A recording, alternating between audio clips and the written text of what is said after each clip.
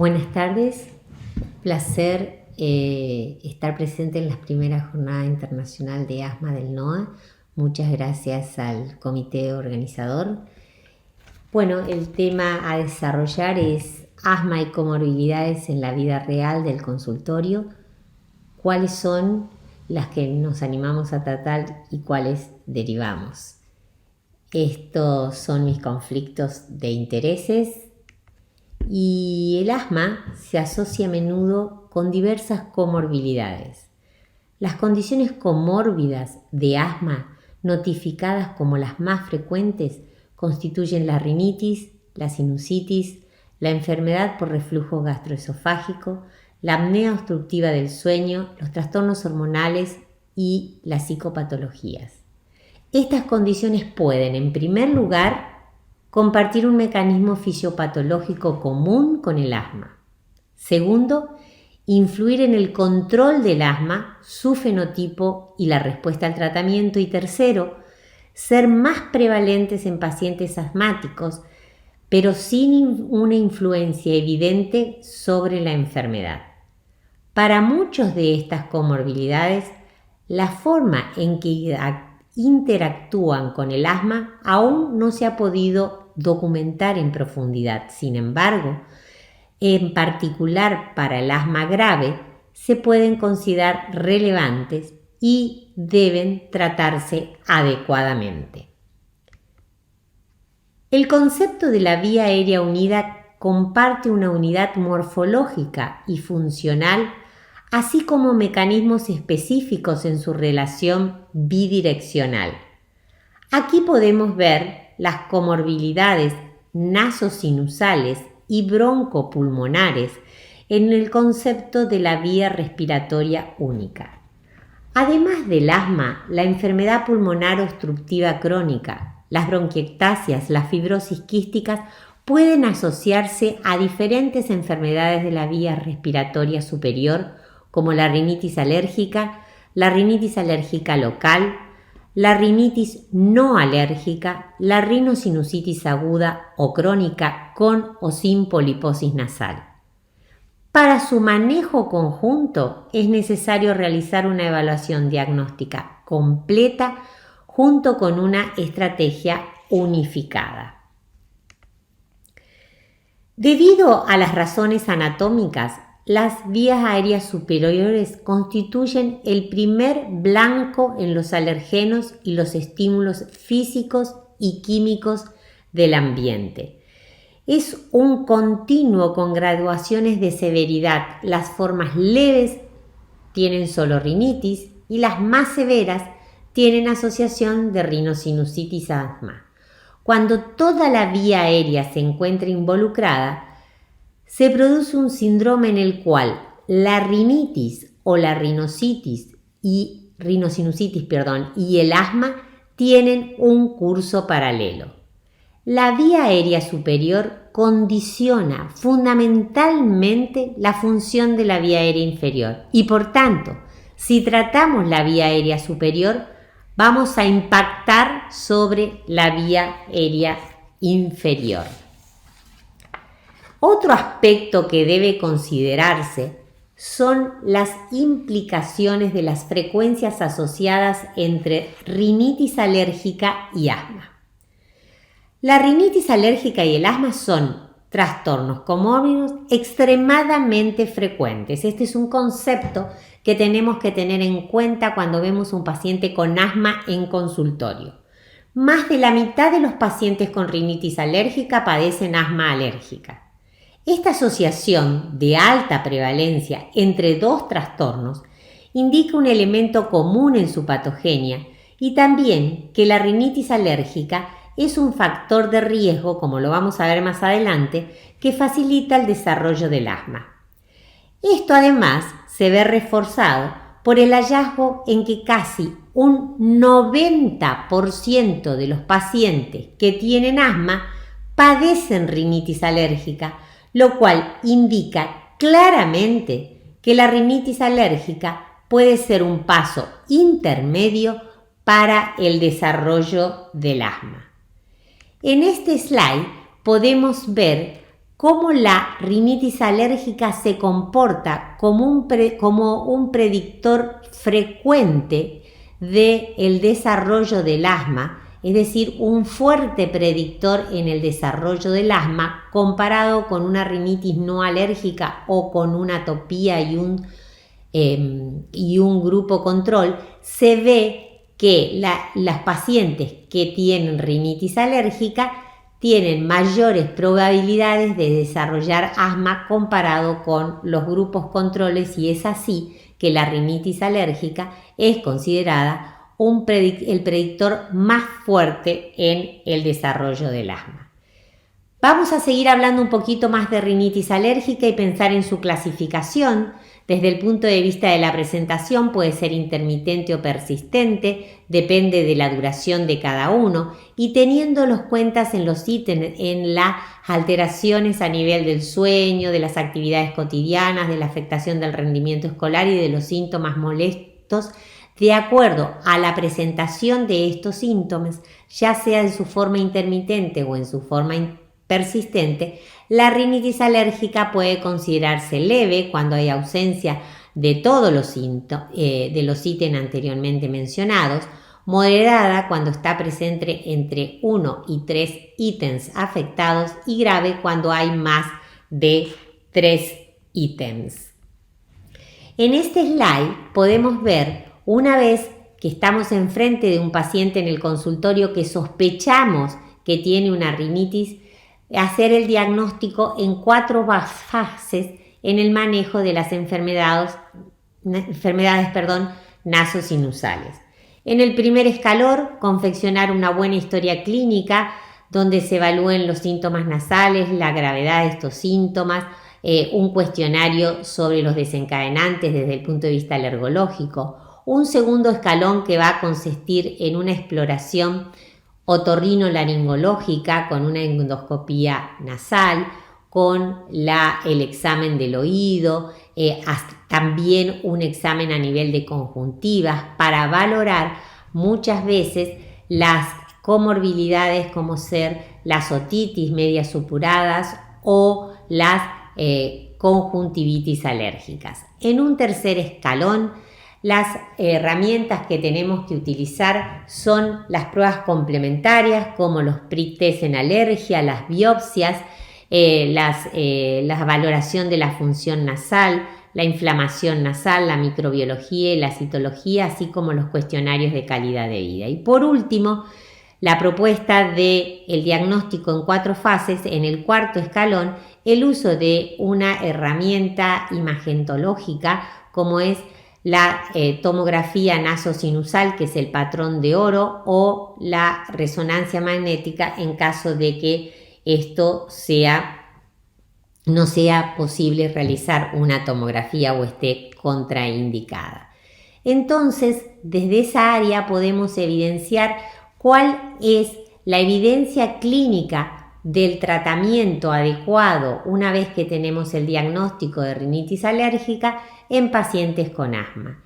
Y sabemos que el tratamiento de rinitis puede ser beneficioso para la mejoría y la valoración de la vía aérea inferior. ¿Qué hace esta valoración del tratamiento de la vía aérea superior? Reducir las consultas a las guardias en el caso de exacerbaciones de asma, de internaciones, la mejoría de los síntomas y la disminución de la severidad en la hiperreactividad bronquial. A su vez, la evidencia clínica en el tratamiento ha sugerido que la intervención precoz y la progresión del tratamiento disminuya la carga de la enfermedad. Aunque de esta última hay poca evidencia, sí se sabe que el tratamiento precoz de las comorbilidades de vía aérea superior disminuyen la carga de la enfermedad de la vía aérea inferior, en particular el asma. Los fármacos que son valorados y que han tenido evidencia clínica para la mejoría de la vía aérea inferior son los corticoides nasales usados en la rinitis, y hay metaanálisis que confirman el efecto beneficioso de los corticoides tópicos nasales sobre la hiperreactividad bronquial. ¿Cuáles son las recomendaciones para el tratamiento de la rinitis alérgica y el asma en pacientes con rinitis y asma según Grade? Como ustedes pueden ver, fundamentalmente el primer escalón del tratamiento en la rinitis alérgica son los antihistamínicos de segunda generación junto con los corticoides intranasales, cualquiera sea su formulación, y este tratamiento va a ser el gold estándar a la hora de mejorar los síntomas de vía aérea superior y disminuir la carga del asma en los pacientes que tienen asma conjuntamente con rinitis alérgica. Dos palabras para mencionar un tratamiento dentro de la rinitis alérgica que son la inmunoterapia, es decir, una vez que nosotros tenemos un diagnóstico con la selección y la especificación del alergeno desencadenante, se puede indicar la inmunoterapia en cualquiera de sus formas subcutánea o sublingual, que hace que hay numerosos estudios que avalan que disminuye la carga del asma en los pacientes que tienen rinitis alérgica. El uso de la inmunoterapia configura hoy en día el uso de una medicina de precisión personalizada en el caso de la rinitis alérgica. Luego, como ustedes verán acá, no los vamos a nombrar a todos, hay una serie de medicaciones que se usan de acuerdo a los requerimientos de los síntomas dentro de los pacientes que tienen rinitis alérgica y asma. La otra comorbilidad a la que nos vamos a dedicar exclusivamente, como lo hicimos con la rinitis alérgica y la rinitis en general, son los fenotipos de la rinosinusitis crónica. En este caso vamos a hablar de los fenotipos de las rinosinusitis crónicas, que son los que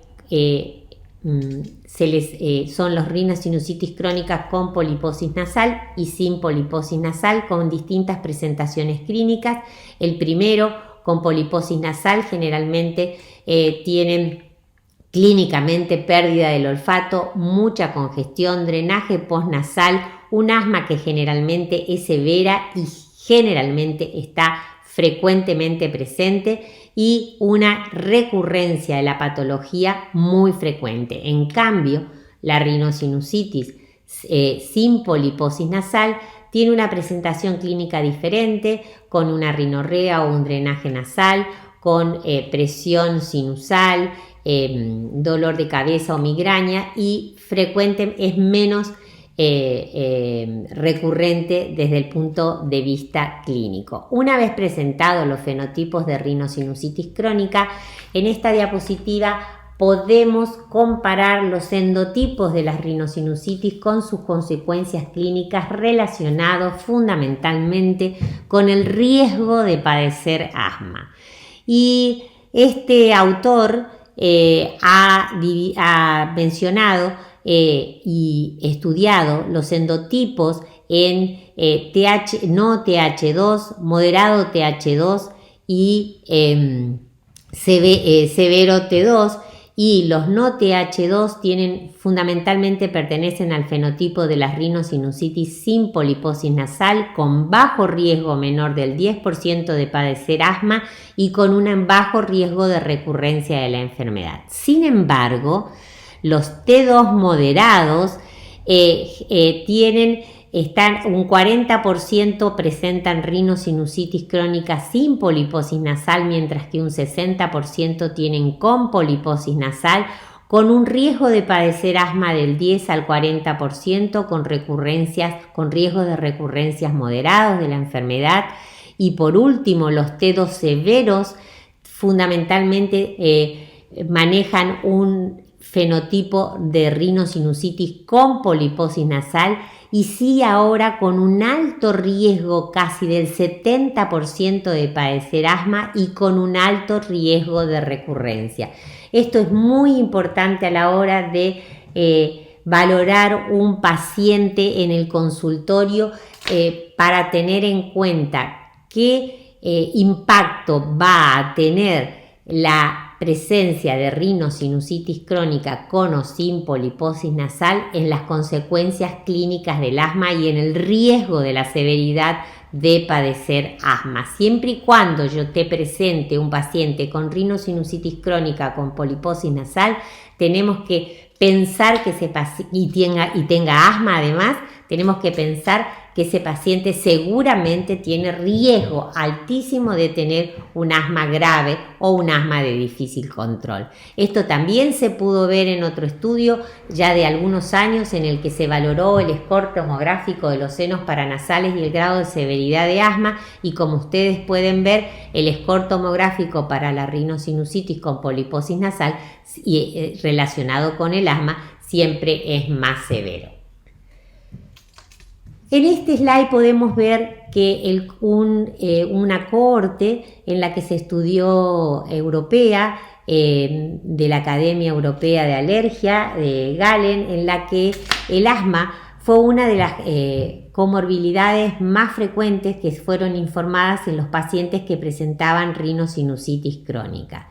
En esta cohorte, el 20% de los pacientes tenían rinosinusitis crónica sin poliposis nasal. Mientras tanto, el 50% de los pacientes presentaban rinosinusitis con poliposis nasal y, por supuesto, informaban asma en comparación con un grupo de pacientes de referencia donde solo el 13,6% presentaba asma. Pero como ustedes pueden ver acá en el gráfico, la rinitis alérgica y el asma son las patologías que frecuentemente están asociadas en los pacientes que se estudiaron en este grupo de rinosinusitis. En este mismo estudio,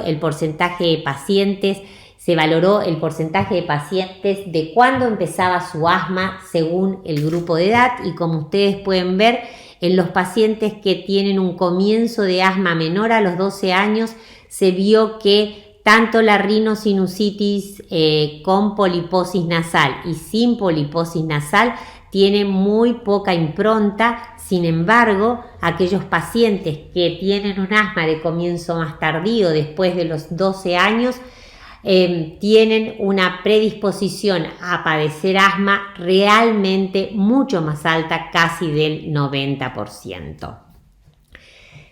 Finalmente, ¿cómo es que debemos manejar o cómo tenemos que tener la visión en el manejo de las comorbilidades de la vía aérea, pensando en una vía respiratoria única? Y para este manejo conjunto es necesario realizar una evaluación diagnóstica completa junto con una estrategia terapéutica unificada.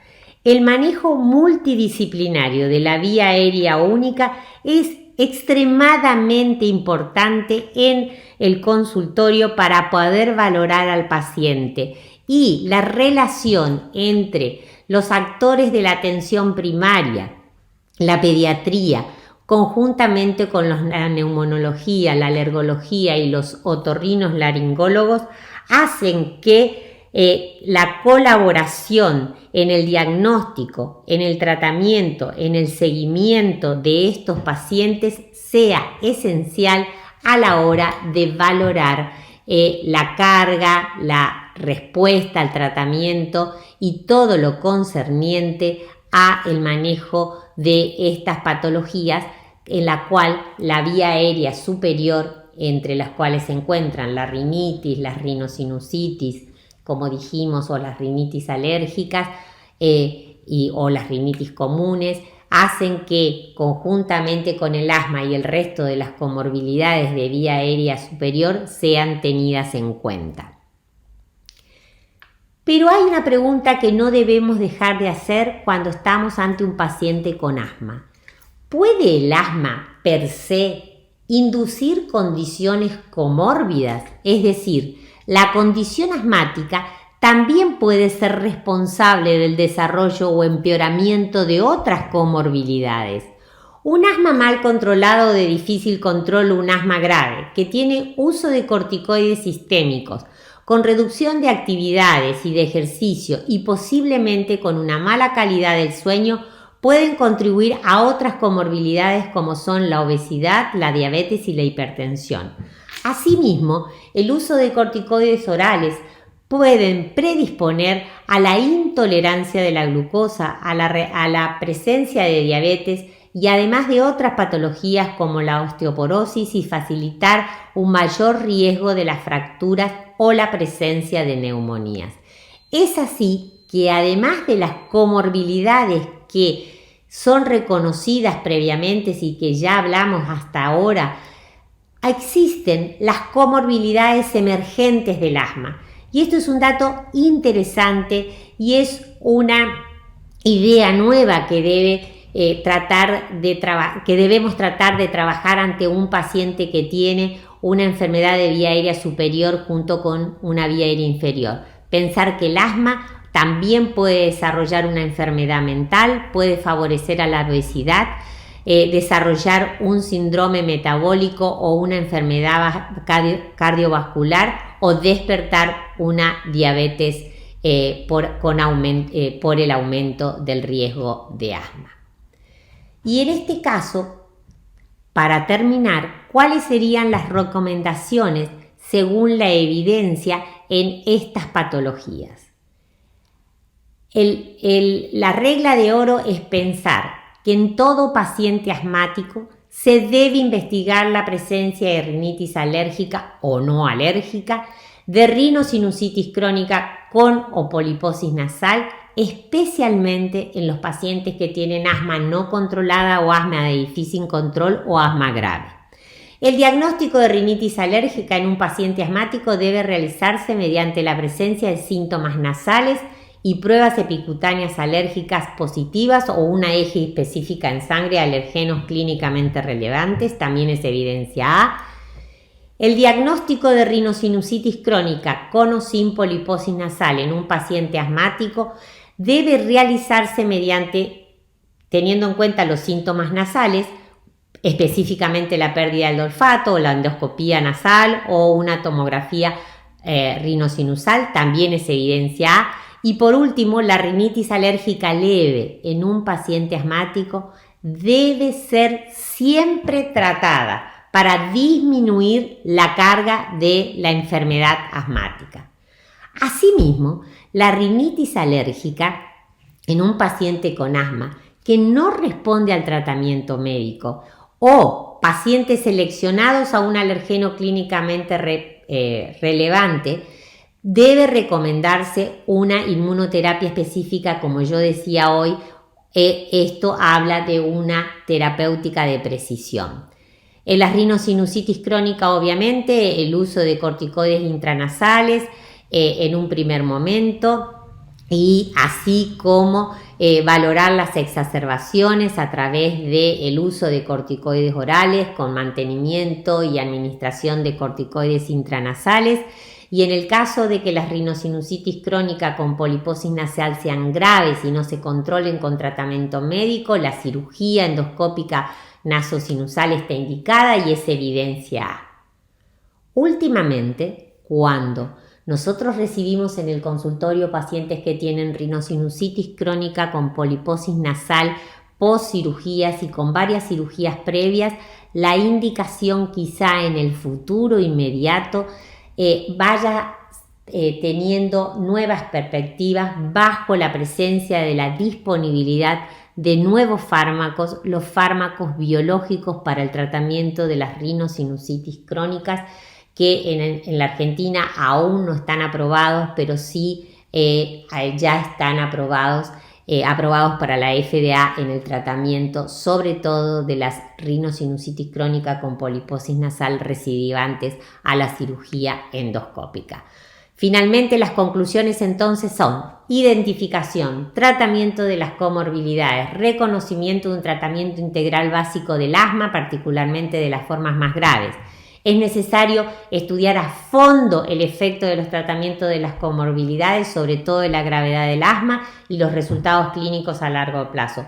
Y por último, los mecanismos y tratamientos relacionados por el asma deben conducir al desarrollo de afecciones comórbidas que realmente hacen que aparezcan estas nuevas emergentes comorbilidades a partir del asma.